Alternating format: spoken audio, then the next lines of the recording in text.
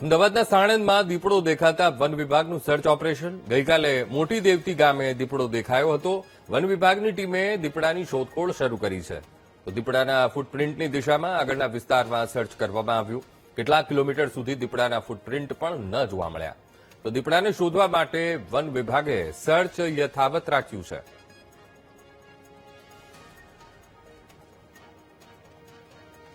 આજ મુદ્દે સંવાદદાતા પાર્થ ફોનલાઈન પર જોડાઈ ગયા છે. પાર્થ, સાણંદના મોટી દેવતી ગામે દીપડો દેખાયો હતો. વન વિભાગની ટીમ પણ હવે કામગીરી ત્યાં શરૂ કરી દીધી છે. કઈ દિશામાં તપાસ, પાર્થ?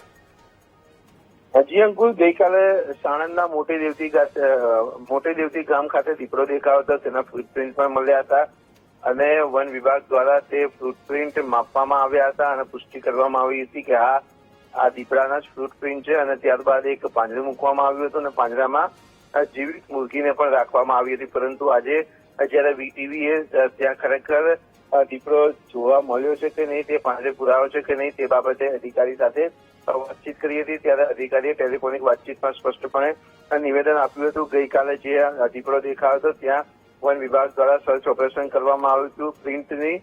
ફૂટપ્રિન્ટની દિશામાં આગળના ગ્રામ્ય વિસ્તારોમાં પણ સર્ચ ઓપરેશન કરવામાં આવ્યું હતું. પરંતુ અમુક કિલોમીટર બાદ દીપડાના ફૂટપ્રિન્ટ જોવા મળ્યા નથી.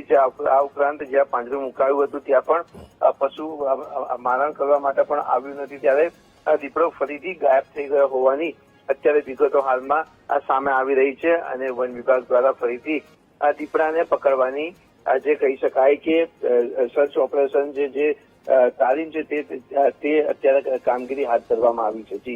જી બિલકુલ પાર્થ, સમગ્ર માહિતી સાથે જોડાવા બદલ આપનો આભાર.